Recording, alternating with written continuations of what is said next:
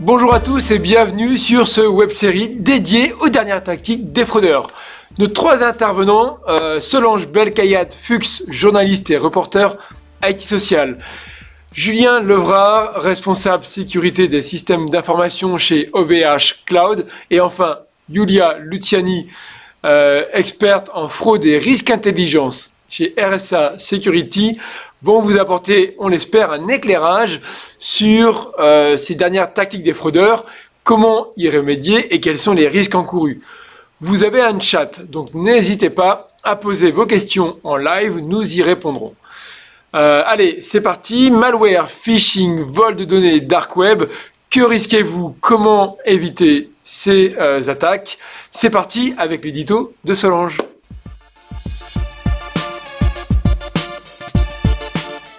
Merci Samuel. 2020, une année qui restera gravée dans l'histoire. Les habitudes sanitaires, économiques et professionnelles sont bouleversées par la pandémie. Changement radical dans les habitudes professionnelles suite à la pandémie. Pour Alain Bouillet, administrateur du CESA, regroupant les RSSI français, c'est la fin du poste de travail en entreprise. Quel impact sur la sécurité? Toute évolution du mode de travail entraîne obligatoirement une modification des architectures de sécurité. Et sans une sécurité adaptée, c'est la porte ouverte aux cyberattaquants. Les hôpitaux du monde entier en font les frais en ce moment. Le Vermont Hospital, un exemple parmi tant d'autres, perd toutes ses connexions réseau, l'accès aux dossiers patients et à certaines machines de soins pendant un mois en octobre dernier. Le retour à la normale, contre rançon, bien entendu. Pour le Gartner, la pandémie oblige donc les équipes de sécurité à se refocaliser sur de nouveaux challenges. Des outils de sécurité et opérationnels dédiés au cloud, repenser la politique de sécurité et l'arsenal d'outils nécessaires aux connexions à distance, migrer les applications dans le cloud et se tourner vers les services en mode SaaS. De nombreux DSI ont témoigné avoir de nouvelles priorités. Nombre de projets liés au cloud prévus sur le long terme deviennent prioritaires. Même tendance pour la mise en place d'outils de sécurité assurant la protection et le suivi des données. Le contrôle d'identité d'accès revêt également une nouvelle importance. Mais sur le terrain, la réalité est tout autre.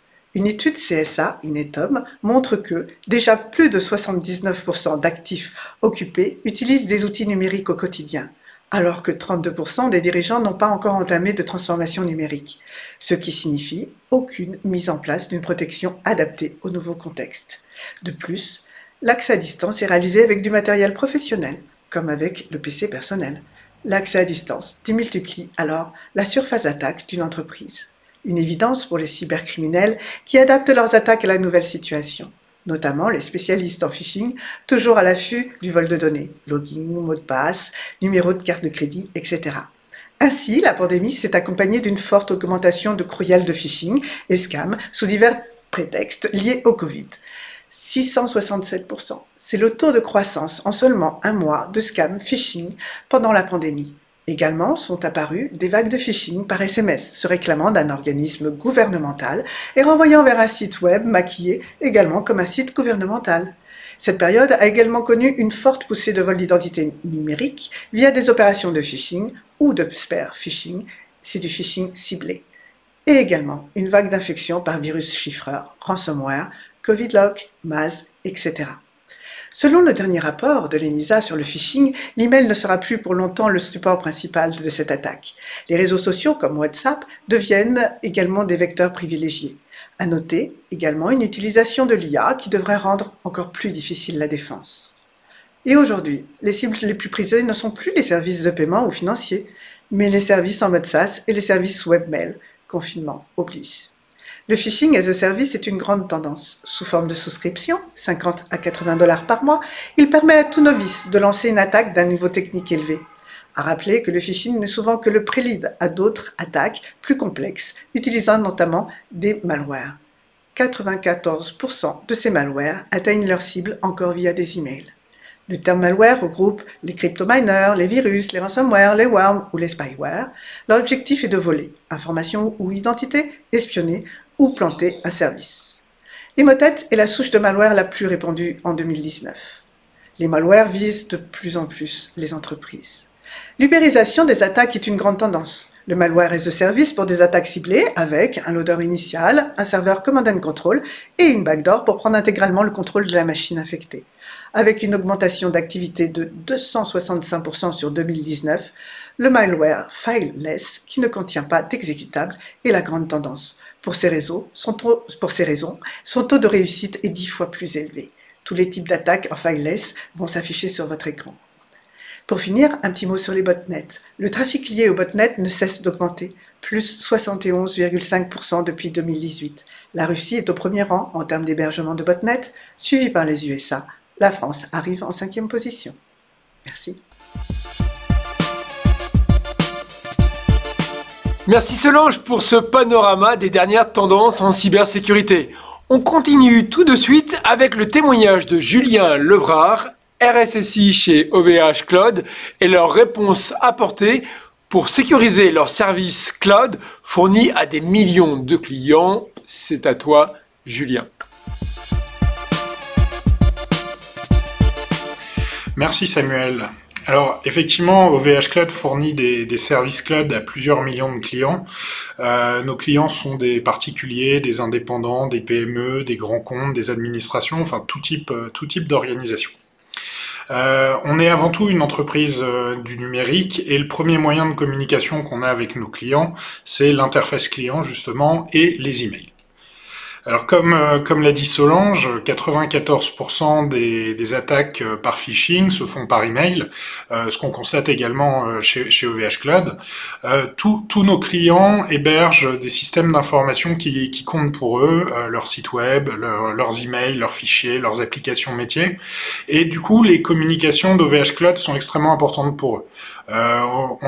Quand on leur annonce qu'un service a été livré, qu'une facture est disponible, qu'une opération de maintenance nécessite leur intervention, c'est des sollicitations qui sont extrêmement importantes pour nos clients, ils y sont très attentifs. Ils ne peuvent pas se permettre d'avoir une interruption de service ou un problème non résolu sur un service parce que leur business en dépend.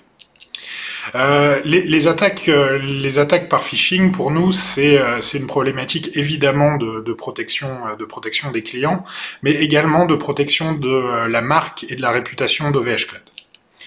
Donc on utilise tout un ensemble d'outils en interne qui vont aller identifier les noms de domaines qui ont été créés récemment et qui font référence ou qui sont proches d'OVH Cloud ou à une de nos marques. Et évidemment aussi on consolide l'ensemble des remontées qui nous sont faites par nos clients qui sont victimes de ces tentatives d'escroquerie.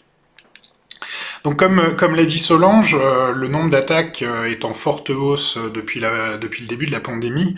Alors on n'a pas eu une augmentation aussi forte que ce qui se voit pour d'autres types d'acteurs, mais clairement l'augmentation est sensible. Pour les URL et les noms de domaines qu'on va détecter, on a des outils qui vont aller vérifier la nature de l'URL, vérifier que c'est une page de phishing qui cible OVH Cloud, et concernant ces tentatives, on en voit plus de 10 000 par an. Le processus de gestion de ces URL, de ces URL malveillantes, il est un peu laborieux, il est parfois un peu hasardeux. Il faut savoir qu'une campagne de phishing, elle est rentable principalement durant les premières heures pour l'attaquant. Donc on cherche à arrêter ces attaques le plus vite possible pour évidemment limiter le nombre de victimes, c'est la première priorité, mais également réduire les profits de l'attaquant, pour rendre son business moins rentable et qui se détourne d'OVH Cloud en tant que cible. Au sein d'OVH Cloud, on a 2 personnes en interne qui vont, pour réaliser ces opérations et maintenir en conditions opérationnelles les différents outils qu'on va utiliser pour lutter contre le phishing. On cherche évidemment à optimiser le temps de ses collaborateurs qui sont des experts et qui travaillent en plus sur d'autres sujets puisque les sujets de sécurité sont extrêmement variés. Donc utiliser les outils de RSA, ça nous permet d'avoir un traitement des cas beaucoup plus rapide et une efficacité beaucoup plus importante, en particulier pour les cas complexes, et j'y reviendrai.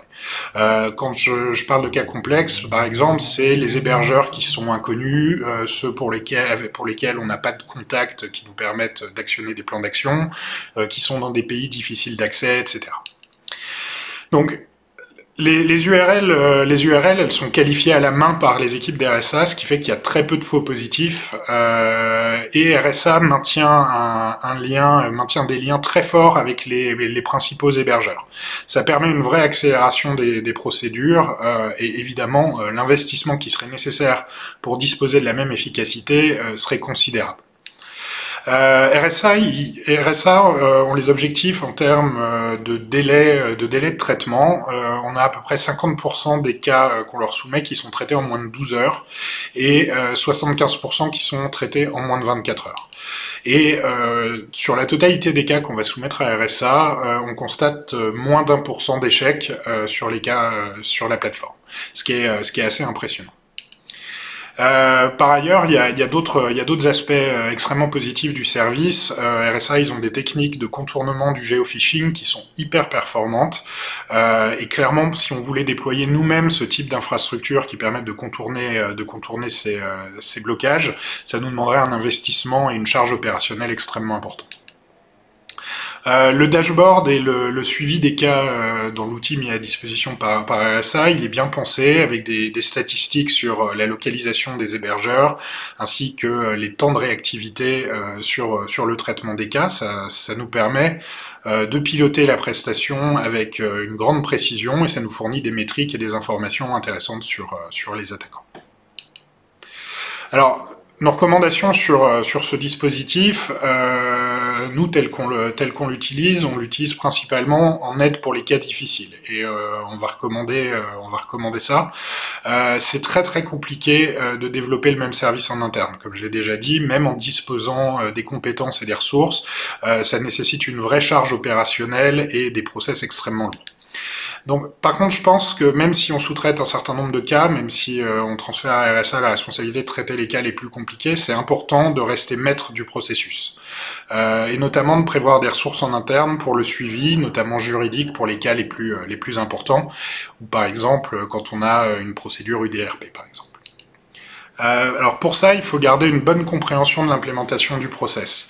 En particulier des rôles, responsabilités et des autres outils internes qu'on va utiliser en support des outils fournis par RSA. Donc notre approche, c'est vraiment d'utiliser le service pour apporter de la valeur là où on n'en a pas et d'accélérer les délais de traitement afin de traiter plus de cas et d'être plus efficace sur ce sujet-là. Merci Julien pour ce retour très concret et très pertinent. C'est au tour maintenant de Yulia Luciani, qui est expert en fraude et risque intelligence chez RSA Security, qui va nous apporter un éclairage plus global sur le risque encouru et finalement l'approche de RSA Security pour faire face à ces dernières tactiques des fraudeurs. Yulia, c'est à toi. Merci beaucoup Samuel. Depuis quelques années, nous sommes tous devenus ultra connectés et multi-équipés. Les salariés restent connectés en étant plus mobiles et plus productifs. Le Covid-19 a contraint de nombreux employés à quitter leur environnement de travail traditionnel pour travailler à domicile et à utiliser des services et des appareils tiers pour répondre aux besoins immédiats de connectivité. Au fur et à mesure que les employés ont quitté le périmètre de leur réseau habituel, les capacités à protéger leurs informations s'éloignent du périmètre de réseau de leur employeur. Comme Solange a déjà dit, depuis le janvier 2020, avec cette crise, on a constaté une augmentation énorme des attaques informatiques de type hameçonnage, phishing en anglais, logiciels malveillants, des sites malicieux qui ciblent les utilisateurs à distance. Je pense que même si la crise sanitaire se termine dans les prochains mois, la menace cyber persistera, ne stresse parce qu'il y aura toujours plus de télétravail qu'avant la crise. Le nombre d'appareils connectés, les parents et leurs enfants, avec un usage de même appareil par les membres différents du même foyer. Il y a un risque énorme de porosité entre l'usage personnel et professionnel. Cette forme de criminalité ne concerne plus que des grandes entreprises qui ont dans leur grande majorité mis en place des moyens pour lutter contre le piratage. La nouvelle cible privilégiée des hackers serait les TPE et des PME, qui seraient plus simples à attaquer. Selon ainsi, près de 80% des PME ont déjà fait l'objet d'une tentative de piratage informatique. Chaque trimestre, en 2020, RSA identifie environ 50 cyberattaques globales.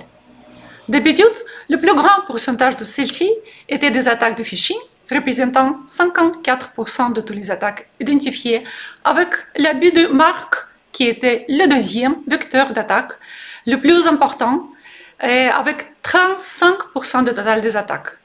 Mais en Q4, les applications mobiles non autorisées sont devenues le vecteur d'attaque prédominant en représentant 42% de toutes les attaques. Comment faire? Les attaques doivent être détectées, bloquées, et le sort de ces attaques doit être éliminé. On appelle ce processus le shutdown. Tout d'abord, il faudra détecter des attaques. Il y a des entreprises qui savent le faire eux-mêmes, comme notre client OVH, mais la majorité cherche un prestataire spécialisé qui a l'expérience des connexions professionnelles et des experts dédiés. Pour détecter les sites de phishing chez RSA, nous analysons des millions de URL par jour, y compris les domaines nouvellement enregistrés, pour assurer un blocage et une fermeture rapide des sites de phishing confirmés. Il y a beaucoup d'entreprises sur le marché qui proposent la détection pour les clients français. Pourtant, si la source des attaques toujours fonctionne, le client va avoir de nouvelles attaques régulièrement. Une détection seule ne suffira pas. C'est très important de souligner pour ceux qui nous écoutent aujourd'hui. Si vous ne fermez pas la source d'attaque, vous, vos clients, vos partenaires vont toujours cibler par les mêmes attaques. C'est la réputation de votre marque qui est en jeu. Par contre, si le site malveillant a été clôturé, il est très rare que des fraudeurs relancent le même site en ciblant la même organisation. Pour des fraudeurs, cela demande du temps, des ressources et des ressources financières également. Pour cela, chez RSA, nous ne proposons jamais à nos clients uniquement la détection. La détection va avec le shutdown. Si la détection est relativement facile à effectuer, ce processus peut être automatisé, en tout cas en grande partie, pour réaliser le shutdown. Comme M. Livreur a déjà évoqué, il nous faut une connaissance profonde du marché, des autorités, des hébergeurs, des autorités des réseaux sociaux, des boutiques d'applications mobiles, etc. Ces liens qui sont établis depuis des années et des années permettront d'effectuer le shutdown le plus rapidement possible. Nos 15 ans d'expérience sur le marché de la fraude nous aident de faire ce travail efficacement. Si le prestataire avec lequel vous travaillez maintenant n'arrive pas à fermer toutes les sources des attaques, en disant qu'il y a toujours une partie, 15 ou 20%, qui reste non fermée, cela n'est pas un bon signe. La vitesse et la géographie de shutdown sont des facteurs plus importants pour choisir votre prestataire. Plus vite la source de menace est éliminée, moins de dégâts il peut apporter. Notre géographie pour clôturer des attaques, c'est 180 pays dans le monde. Notre temps moyen pour obtenir un shutdown est de 8 heures, mais cela peut prendre entre 30 minutes et quelques jours. Ça dépend de la localisation de le site et beaucoup d'autres facteurs. Par exemple, la fermeture d'une page sur Facebook nécessite d'habitude un travail un peu plus long. Quand on parle de phishing, est-ce qu'il concerne uniquement nos salariés qui ouvrent les emails malveillants? Pas du tout. Les sources de fraude avec lesquelles nous travaillons, ce sont des sites web qui imitent des vrais sites de nos clients en utilisant leur logo. C'est des pages sur les réseaux sociaux directement liées à des activités frauduleuses. C'est bien votre organisation qui tente de tromper vos clients en usurpant votre marque. Des applications mobiles malveillantes. On a déjà parlé que c'est devenu plus et plus important. Par exemple, nous surveillons des dizaines de magasins d'applications, y compris Apple, Android, etc., pour détecter des applications malveillantes et non autorisées, ciblant nos consommateurs. Encore une fois, c'est très important de le répéter. C'est la réputation de nos clients et la sécurité de leurs consommateurs qui est en jeu. Je peux vous donner un exemple réel d'un de nos clients en France. Il s'agit d'une entreprise de commerce de détail mondiale avec une bonne équipe de sécurité informatique qui avait un problème avec un site web où des fraudeurs vendaient leurs points de fidélité. Notre client avait essayé de clôturer ce site pendant plusieurs mois sans succès. Plusieurs mois Après sa détection, ce site continue toujours à exister et à vendre des points de fidélité qui appartenaient aux consommateurs de notre client. Ils nous ont adressé ce problème et le shutdown a été effectué en 4 heures. C'est un bon exemple de la rapidité et l'efficacité qui ont été également mentionnés par notre client OVH. Notre conseil pour ceux qui nous écoutent aujourd'hui: regardez la géographie de votre prestataire. Est-ce qu'il couvre toutes les sources de menaces? Est-ce qu'il reste des menaces qui ne sont jamais fermées? Le temps moyen de shutdown. Les rapports que vous recevez sont-ils faciles à interpréter et à utiliser dans vos systèmes internes? Est-ce que votre prestataire couvre également les réseaux sociaux et les applications mobiles malveillantes?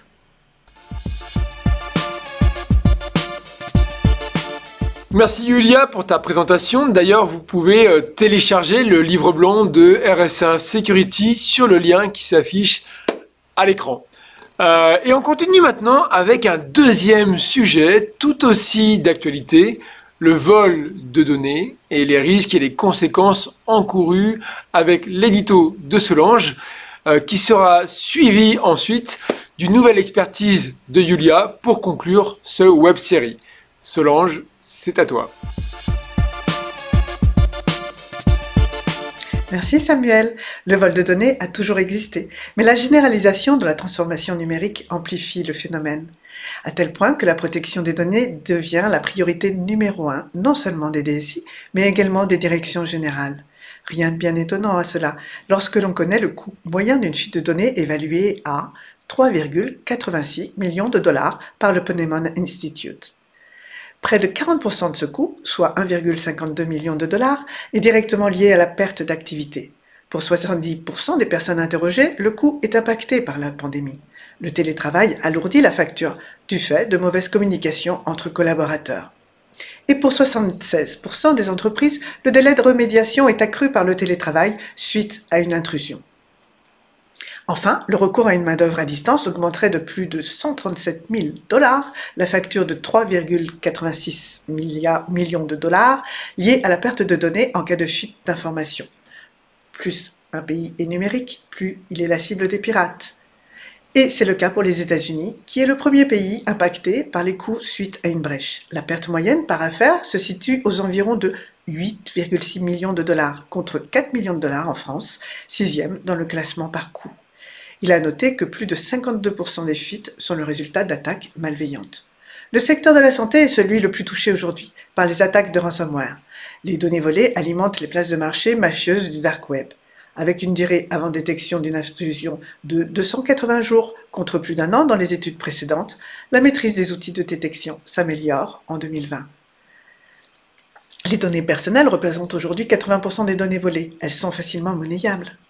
Le retour à la normale se fera en 4 étapes. La première, la détection et la gestion de crise. La seconde étape, la notification, il existe de fortes disparités entre l'Europe et les USA. Aux USA, une loi fédérale oblige chaque organisation à prévenir par courrier chaque victime potentielle. En Europe en général, en France en particulier, on doit signaler la perte de données aux autorités compétentes.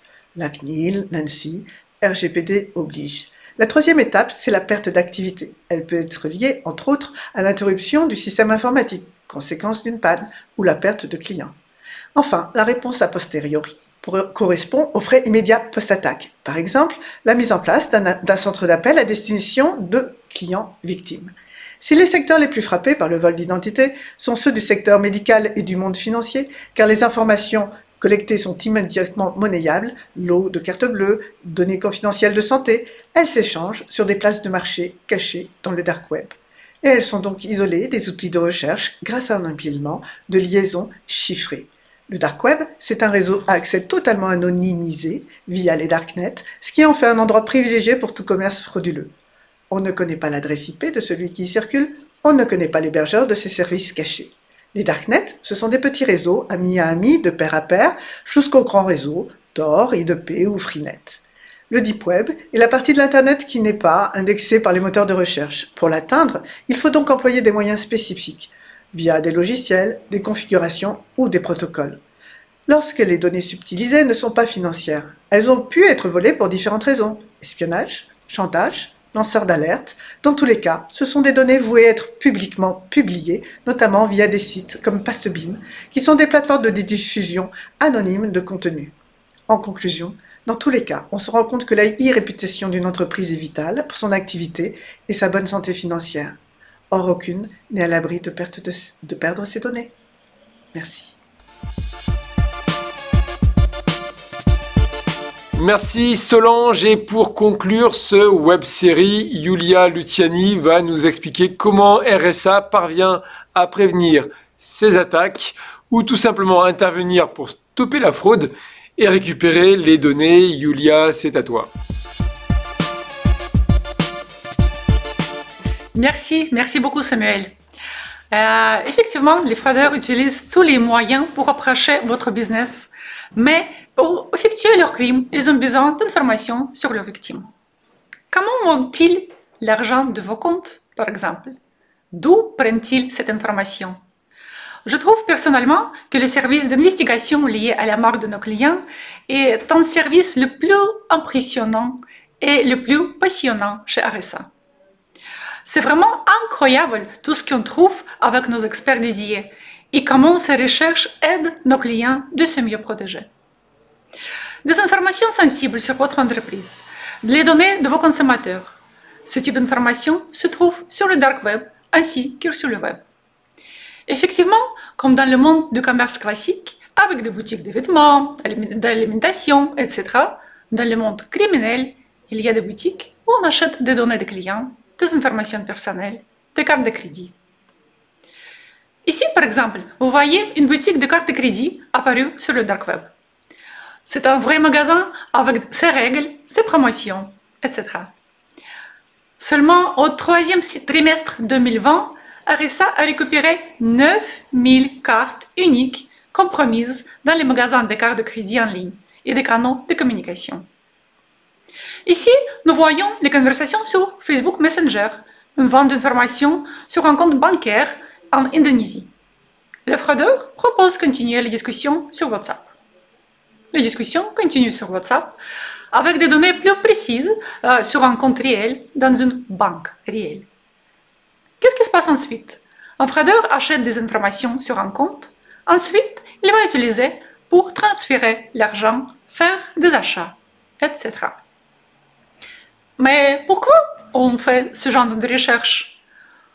Les données issues du dark web aident à prévenir des futures attaques, à bénéficier d'une visibilité totale des menaces, à comprendre pourquoi votre entreprise est attaquée, dans quel but, afin de mieux anticiper. Notre mission est d'aider d'arrêter la fraude avant qu'elle ne se produise, récupérer les données liées à notre client pour qu'il puisse réagir avant le crime, avant le vol, avant que des actions malveillantes ne causent des dégâts pour son entreprise et sa marque. Nous surveillons les canaux de communication utilisés par des cybercriminels pour planifier des attaques, acheter et vendre des outils de crimeware et partager des informations. Forums clandestins, boutiques en ligne et marchés noirs, salles de chat virtuels, plateformes de médias sociaux. Une partie extrêmement importante, c'est des recherches humaines. Aujourd'hui, il existe plusieurs moteurs et des algorithmes de recherche automatisés. Bien évidemment, chez RSA, nous utilisons également des recherches automatisées. Mais nous ne pourrons pas proposer à nos clients même un dixième de notre service si nous nous arrêterons là. Plus que 150 experts font des recherches pour nos clients pour aider à prévenir la fraude. Il est très important de préciser que ce sont des experts de très haut niveau avec des années de présence sur le dark web. Pourquoi c'est important? Certains forums exclusifs où on cherche de l'information sont fermés aux nouveaux utilisateurs depuis des années. Et ils sont considérés par des cybercriminels comme des plateformes encore plus sécurisées. C'est-à-dire, de nouveaux joueurs ne peuvent pas y entrer. Dans les nombreux cas, les forums sont fermés et nécessitent des frais d'admission ou un parrainage de la part d'un ou plusieurs membres seniors. L'accès est exclusif. Encore une capacité importante accessible uniquement pour des recherches humaines. On applique activement des fraudeurs sur WhatsApp, Facebook, ICQ, Jabber, email et messages privés dans les forums pour obtenir des informations suffisantes qui vont permettre à nos clients de réagir à temps. Ces experts doivent passer par un processus rigoureux de formation et de certification pour mener ce genre de discussion. Nous avons l'expertise spécifique liée aux chevaux de Troie en raison de la nature complexe de ces menaces. Il est très important pour les experts de parler plusieurs langues pour être capables de mener des négociations avec des fraudeurs partout dans le monde. Chez RSA, les experts sont multilingues et parlent 18 langues mondiales, y compris le chinois, le russe, le français, l'arabe, l'espagnol, le portugais. Souvent, quand on parle des recherches sur le dark web, on a l'impression que c'est un service qui est intéressant uniquement pour les banques. Mais ce n'est pas du tout le cas. Effectivement, les cartes de crédit compromises prennent une part importante du marché des fraudeurs. Néanmoins, parmi nos clients, on voit pas mal de clients de commerce de détail, du secteur public, de grandes organisations sportives, etc. On trouve toujours une liste longue des emails avec leurs mots de passe qui appartiennent à l'entreprise. Pour des retailers, on trouve des cagnottes, points de fidélité, des fichiers de configuration. Pour des services publics, on trouve, comme absolument correctement dit par Solange, des identifiants et des informations personnelles. Pour de grands gérants d'entreprises, leurs informations personnelles, de fausses pages sur les réseaux sociaux. Pour des organisateurs de grands événements culturels, de vente des billets illégaux.